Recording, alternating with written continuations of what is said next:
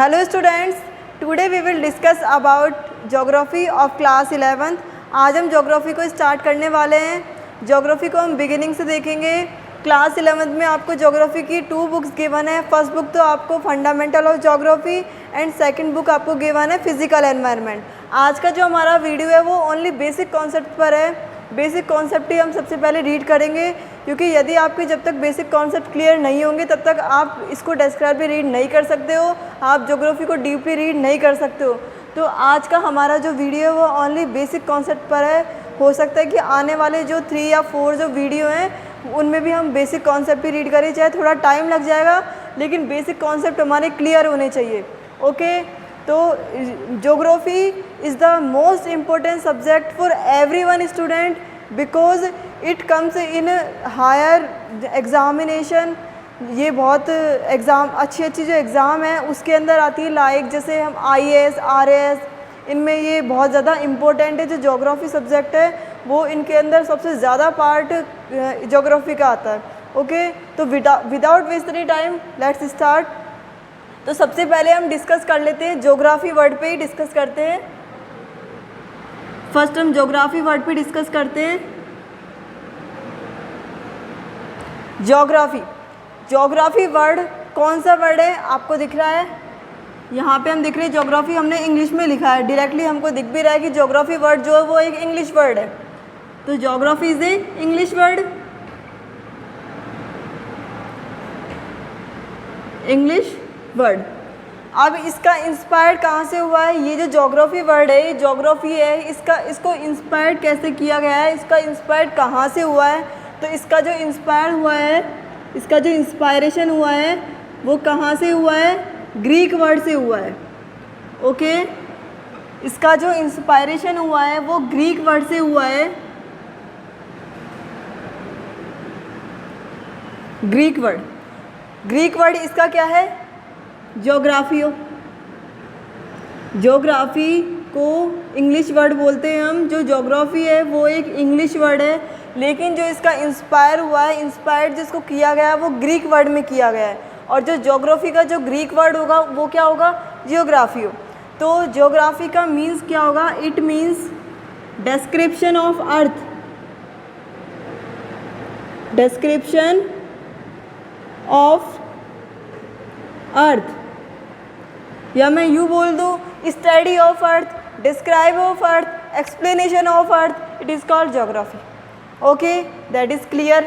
And then हम next देखते हैं कि जो ज्योग्राफी जो वर्ड है वो सबसे पहले फर्स्ट किसने यूज़ किया? ज्योग्राफी वर्ड को फर्स्टली किसने यूज़ किया? तो ज्योग्राफी वर्ड सबसे पहले यूज़ किया था इराटोस्थनीज ने। इराटोस्थनीज ने क्या किया था? इसको सबसे पहले यूज़ किया था। ज्योग्राफी वर्ड को सबसे पहले इराटोस्थनीज ने यूज़ किया था। ये ग्रीस कंट्री के थे। तो ये क्या बोल सकते हैं हम इनको? या तो हम ग्रीक स्कॉलर बोल लें, या हम इनको ग्रीक थिंकर भी बोल सकते हैं। ग्रीक थिंकर बोल सकते हैं हम इनको। ओके, तो जो इराटोस्थनीज हैं इनको क्या बोला जाता है? इराटोस्थनीज इट इज़ कॉल्ड, ये क्या है? Father of geography. जो इराटोस्थनीज हैं वो कौन है? Father of geography.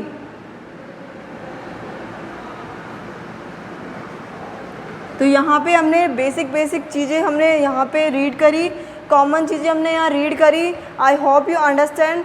And then हम नेक्स्ट देखते हैं। Students, geography is a mixture of many subject. ज्योग्राफी कोई एक प्रॉपर सब्जेक्ट नहीं है। ज्योग्राफी के अंदर काफ़ी सारी सब्जेक्ट का मिक्सचर है, बहुत सारी सब्जेक्ट का मिक्सचर है, like this economics, science, sociologist. जैसे हम एक इसकी डेफिनेशन देख लेते हैं। इसकी कोई प्रॉपर डेफिनेशन नहीं बोल सकते हम, ज्योग्राफी की कोई प्रॉपर डेफिनेशन नहीं है। हम एक किसी सब्जेक्ट को लेके उसके ऊपर डिस्कस कर लेते हैं। जैसे एक साइंस के अकॉर्डिंग ही बोल लूँ मैं, तो geography is a science, geography is a science of earth surface,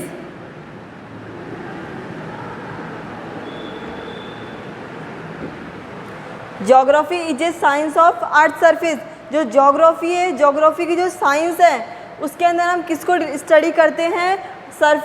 surface of earth को, अर्थ की सरफेस को हम इसमें स्टडी करने वाले हैं। तो ज्योग्राफी वर्ड जो है वो 2 शब्दों से, 2 कॉम्बाइन से मिलकर बना है। हम देखने वाले हैं यहाँ पे जो ज्योग्राफी वर्ड है आर 2 कम्बाइंड वर्ड्स। तो फर्स्ट जो है इसका, इसके 2 ब्रेक किए गए हैं, जियो प्लस ग्राफोस। ये दोनों ही क्या हैं? ग्रीक वर्ड हैं। ये जो दोनों वर्ड हैं, हमें यहाँ 2 वर्ड्स दिए हैं, यहाँ ब्रेक किया है ज्योग्राफी को, वो क्या है? ग्रीक वर्ड हैं दोनों। तो आपको पता है जियो का मीन्स क्या होगा? Geo means earth, and then graphos का मीन्स क्या होगा? डिस्क्रिप्शन। तो हम बोल सकते हैं description of earth. Okay, that is clear. इतना हमारा बेसिक कॉन्सेप्ट हमने क्लियर किया। एंड देन हम नेक्स्ट जो टॉपिक रीड करने वाले हैं,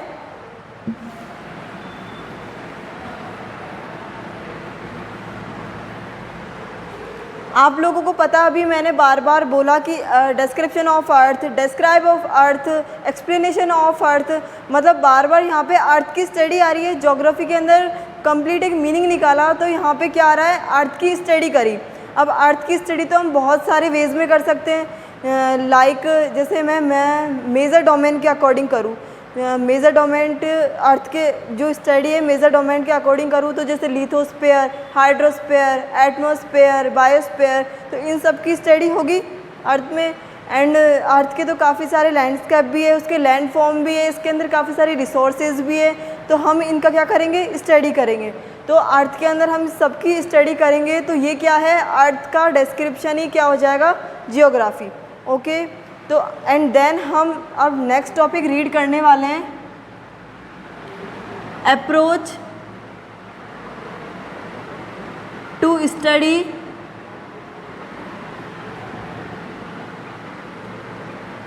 of geography.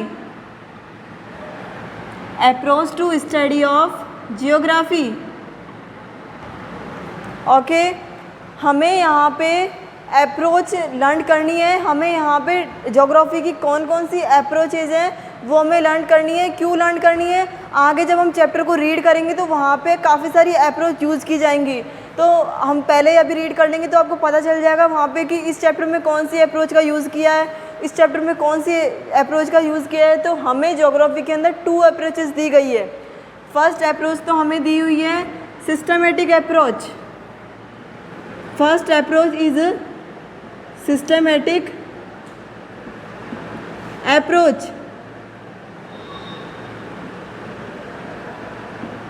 and second approach is a regional approach.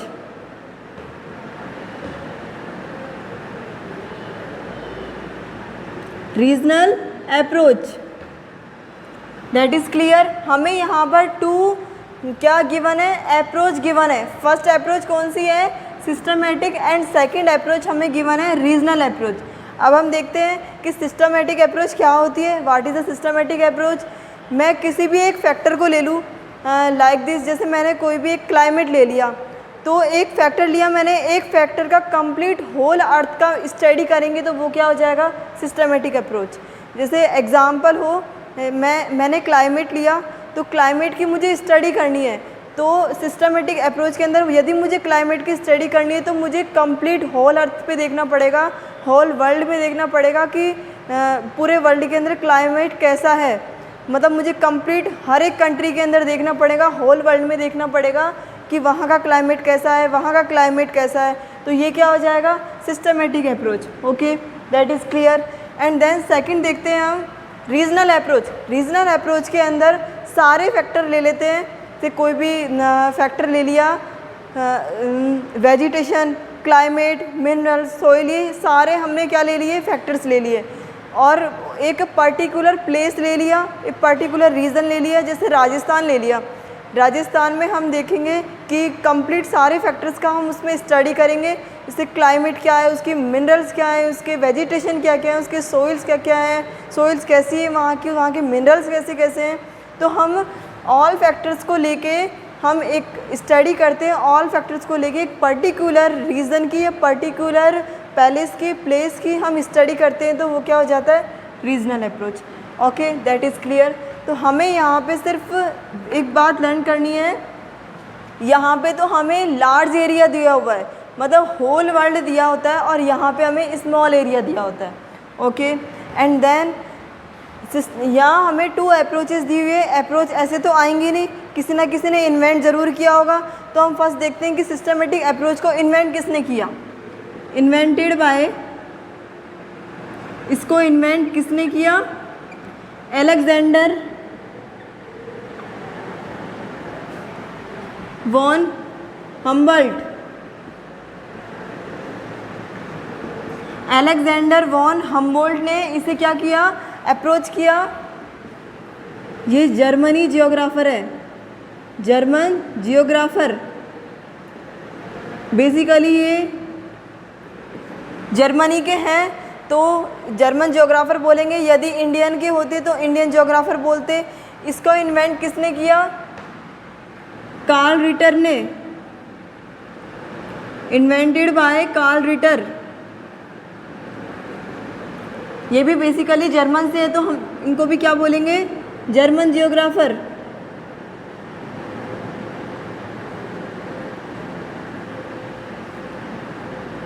Okay, that is clear. हमने इतना क्लियर किया।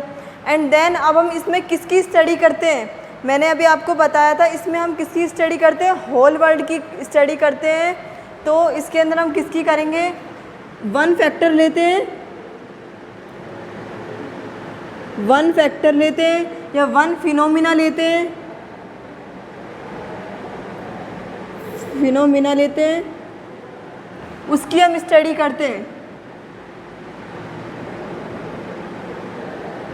और इसके अंदर हम क्या करते हैं, ऑल फैक्टर की स्टडी करते हैं।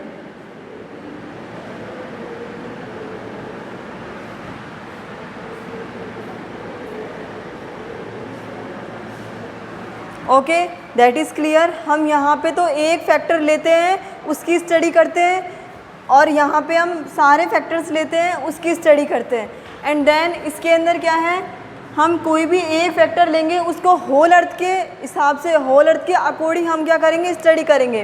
तो स्टडी ऑफ होल अर्थ,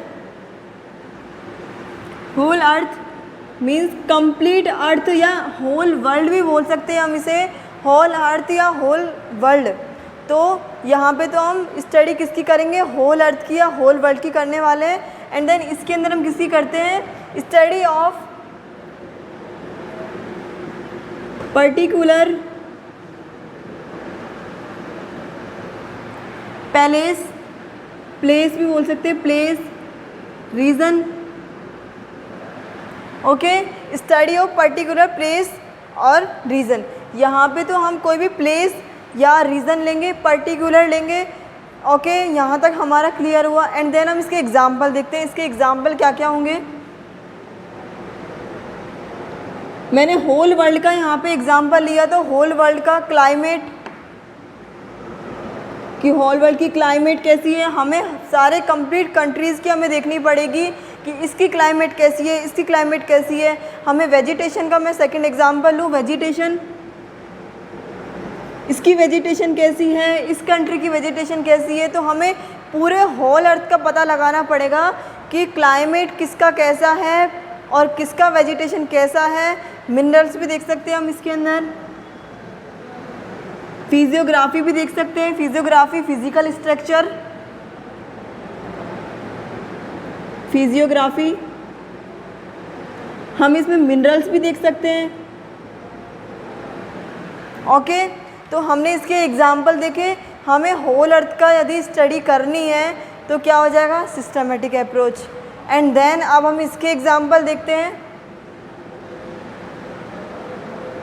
मैंने एक प्लेस ले लिया, पर्टिकुलर प्लेस ले लिया, जैसे मैंने राजस्थान ले लिया। फर्स्ट तो मैंने एक तो राजस्थान ले लिया, तो राजस्थान की क्लाइमेट कैसी होगी, क्लाइमेट, इसके मिनरल्स, इसकी फिजियोग्राफी,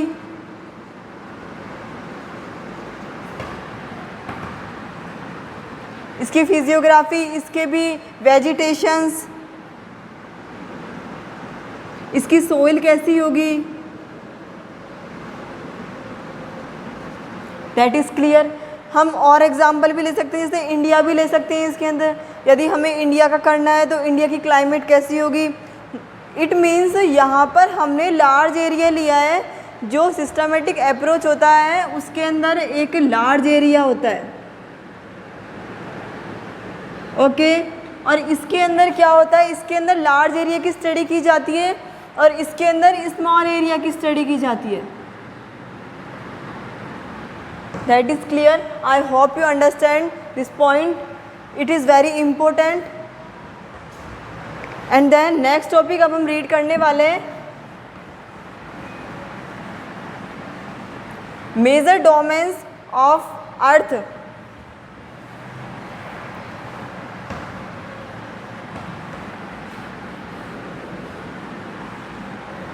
नेक्स्ट टॉपिक रीड करते हैं हम, मेजर डोमेन्स ऑफ अर्थ।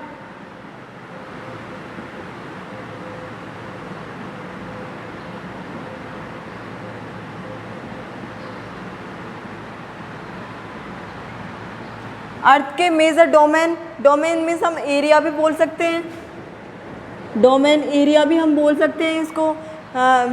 जो अर्थ के मेजर एरिया कौन कौन से, मेजर पार्ट कौन कौन से हैं, तो हम इसे डोमेन्स भी बोल सकते हैं, पार्ट भी बोल सकते हैं, एरिया भी बोल सकते हैं।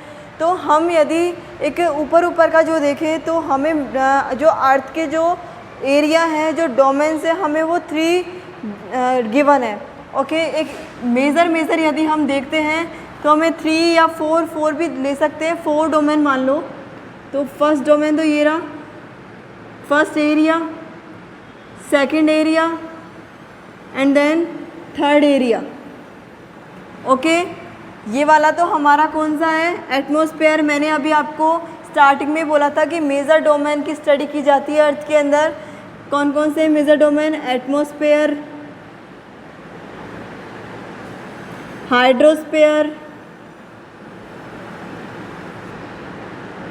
And lithosphere.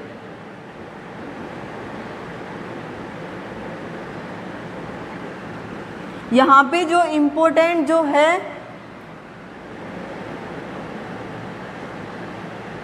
ये वाला जो पार्ट होगा, it means atmosphere, hydrosphere, lithosphere, जो रिलेशन जो बना रहे होंगे, इंटरेक्शन जो अपना बना रहे होंगे, रिलेशन जो बना रहे होंगे, उसको क्या बोलेंगे हम, बायोस्फीयर।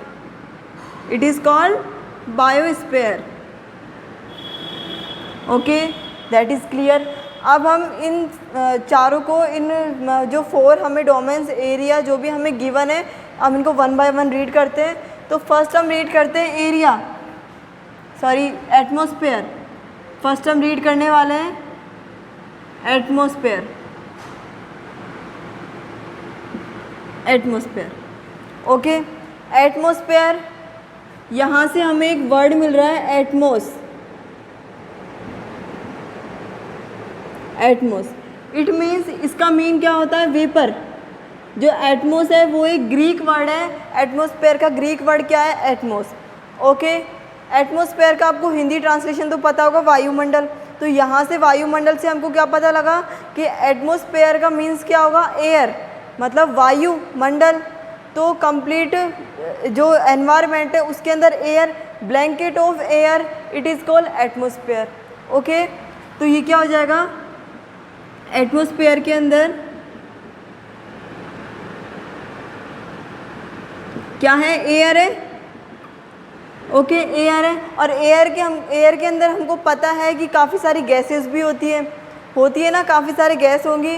तो हमारे अर्थ पर एयर के अंदर कौन कौन सी गैस है, 78 जो % है वो नाइट्रोजन गैस है, 78% तो हमारा नाइट्रोजन हो गया।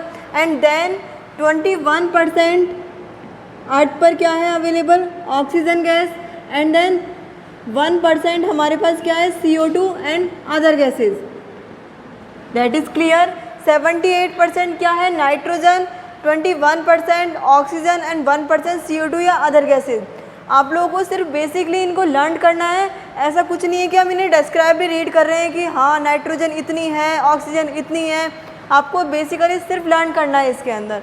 तो हमें क्या समझ आया, यहाँ पे जो एटमॉस्फेयर है वो क्या है, ब्लैंकेट ऑफ एयर है। और अर्थ का वो एरिया जहाँ पर एयर होती है, सबसे ज़्यादा एयर होती है, वो क्या हो जाता है, एटमॉस्फेयर। सबसे ज़्यादा एयर होगी, सबसे ज़्यादा गैस होगी, सबसे ज़्यादा वेपर होगी, वो क्या होगा, atmosphere. That is clear. And then second हम देखते हैं हाइड्रोस्फीयर। सेकंड रीड करते हैं हाइड्रोस्फीयर। आपको यहाँ से एक वर्ड दिखाई दे रहा है हाइड्रो या हुड्रो भी बोल सकते हैं, हुड्रो भी बोल सकते हैं हम इसको। ये क्या है, ग्रीक वर्ड है इसका मीन्स क्या होगा, वाटर। ओके, तो आप लोगों को पता चल गया होगा कि अर्थ का वो एरिया जहाँ पर सिर्फ वाटर ही वाटर हो। वाटर लाइक दिस, जैसे हम देख सकते हैं ओशंस के थ्रू हमें वाटर देखेंगे हम इस पे, और रिवर्स के थ्रू, लेक्स के थ्रू। ओके, तो हम इनके सबके थ्रू हम क्या देखेंगे, वाटर देखेंगे। तो हम यहाँ से क्या रीड करते हैं, क्या लर्न करना है हमें यहाँ पे, कि जो अर्थ का वो एरिया जहाँ पर क्या हो, सिर्फ वाटर ही वाटर हो, जहाँ पर वाटर होगी वो क्या हो जाएगा, hydrosphere. Okay, that is clear. And then आपको यहाँ पे 2 चीज़ें लर्न और करनी है। क्या होगा कि जो हमें वाटर है वो 2 टाइप से मिलेगा, या तो हमें कहीं पर सॉल्ट वाटर मिल सकता है, कहीं पे हमें फ्रेश वाटर मिल सकता है। तो हमारी अर्थ पे 97% तो क्या है, सॉल्ट वाटर है। सॉल्ट वाटर की जो क्वांटिटी है हमारे अर्थ पे वो कितनी है, 97%। और जो फ्रेश वाटर की जो क्वांटिटी है वो कितनी है, 3%। That is clear. जो हमारे अर्थ पे क्वांटिटी कितनी है सॉल्ट वाटर की, 97%, और फ्रेश वाटर की क्वांटिटी कितनी है, 3%। ओके, तो हमारा यहाँ पे ये कंप्लीट हुआ हाइड्रोस्फीयर। और जो फ्रेश वाटर है, आपको यहाँ पे ये चीज़ और देखनी है, जो फ्रेश वाटर है आपको पता है किस किस के थ्रू मिलेगा, रिवर्स के थ्रू मिलेगा, ग्लेशियर्स के थ्रू मिलेगा, रेनफॉल्स के थ्रू मिलेगा। ओके, तो आपको बेसिकली लर्न करना है।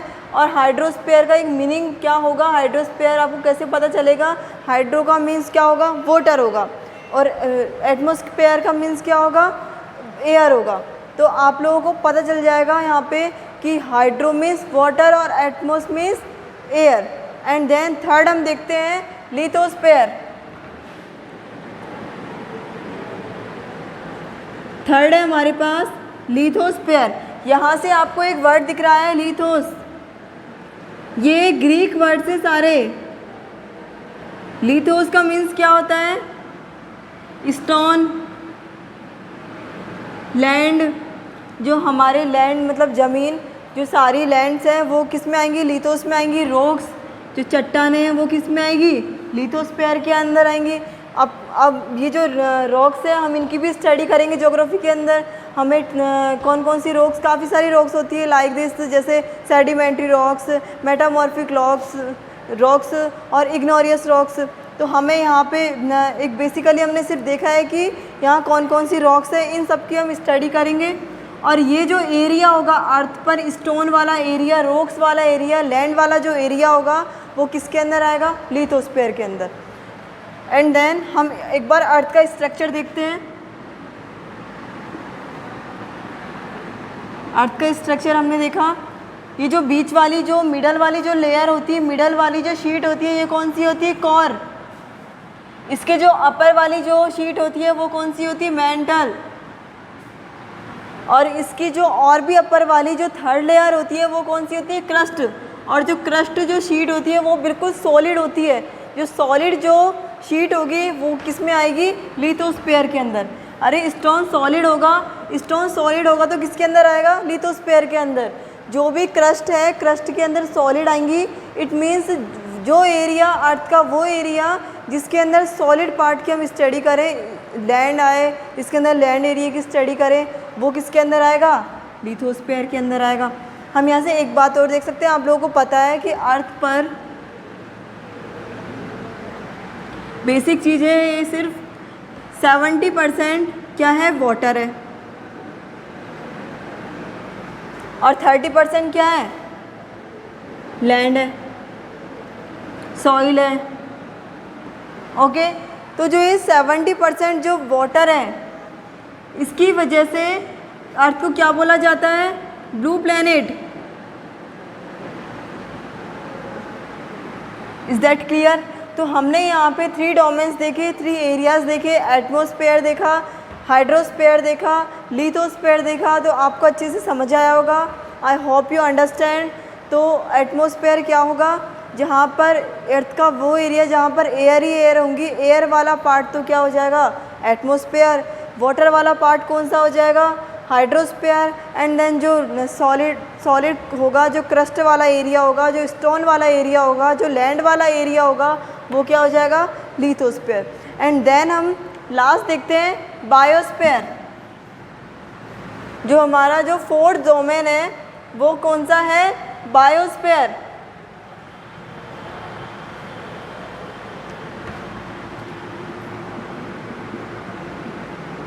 बायोस्फेयर, यहाँ से आपको एक वर्ड दिख रहा है, बायोस।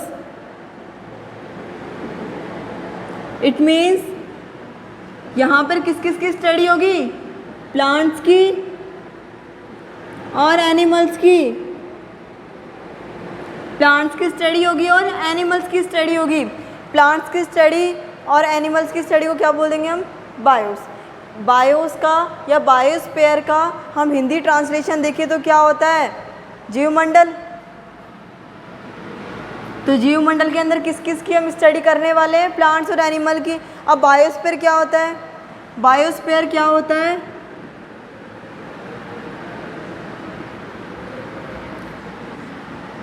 जहाँ पर अर्थ का वो एरिया जहाँ पर एटमॉस्फेयर, हाइड्रोस्फीयर और लिथोस्फीयर क्या बनाते हैं, रिलेशन बनाते हैं। जहाँ पर अर्थ का वो एरिया जहाँ पर एटमॉस्फेयर, हाइड्रोस्फीयर और लिथोस्फीयर क्या बनाते हैं, एक रिलेशन बनाते हैं, तो वो क्या हो जाता है, बायोस्फीयर। That is clear. तो हमने आज की वीडियोस में क्या क्या रीड किया है, क्या क्या हमने समझा है। हमने पहले तो हमने ज्योग्राफी, फादर ऑफ ज्योग्राफी देखा। हमने वहाँ देखा कि ज्योग्राफी जो है उसका मीन्स होता है description of earth, describe of earth, study of अर्थ, है ना। और फिर हमने क्या किया, जो ज्योग्राफी है वो 2 कंबाइन किए गए, 2 वर्ड्स का कंबाइन है, जियो प्लस ग्राफोस। फिर हमने रीड किया approach to study of geography. हमने वहाँ पे 2 अप्रोच देखी। एक तो हमने देखी सिस्टमेटिक के अंदर होल वर्ल्ड की स्टडी की जाती है, एक फैक्टर लेके होल वर्ल्ड की स्टडी कर ली। एंड देन फिर हमने देखा रीजनल अप्रोच क्या होगी, जहाँ पर ऑल फैक्टर्स को लेके किसी भी पर्टिकुलर प्लेस या फिर रीजन को हम क्या करें, स्टडी करें, तो वो क्या हो जाएगा, रीजनल अप्रोच। तो हमने वहाँ पे 2 अप्रोचेस देखी, वहाँ स्टडी किया हमने अप्रोचेस का। फिर हमने रीड किया मेजर डोमेन्स ऑफ अर्थ। हमने एरियाज़ देखे, जो अर्थ पर जो कौन कौन से एरिया मेजर हैं, हमने कौन कौन से एरिया देखे, डोमेन कौन कौन से देखे। हमने देखा hydrosphere, lithosphere, atmosphere, and in तीनों का जो रिलेशन है वो क्या हो गया, बायोस्फीयर। तो हमने आज ये मेन कुछ बेसिक कॉन्सेप्ट हमने रीड किए हैं। एंड देन नेक्स्ट वीडियो में हम रीड करने वाले हैं, हम उसको अच्छे से रीड करेंगे। नेक्स्ट वीडियो में भी हम बेसिक कॉन्सेप्ट ही रीड करने वाले हैं। आगे आने वाले 3 या 4 वीडियोज़ भी हम बेसिक कॉन्सेप्ट भी करेंगे, क्योंकि बेसिक कॉन्सेप्ट जब तक आपके क्लियर नहीं होंगे तब तक आप ज्योग्राफी को डीपली नहीं रीड कर पाओगे। आपको कोई भी चैप्टर समझ में नहीं आएगा जब तक आपको इसके बेसिक कॉन्सेप्ट क्लियर नहीं होंगे। और स्टूडेंट्स, आप लोग 1 बाय 1 जैसे जैसे मैंने बेसिक कॉन्सेप्ट पर आपको जैसे आज रीड किया, तो आप 1 बाय 1 अपनी नोटबुक में नोट करते जाइए। इट इज़ वेरी इंपॉर्टेंट, ये आपके बहुत ज़्यादा काम आने वाले हैं। So thank you. आज का वीडियो हमारा यहीं एंड होता है। So thank you so much.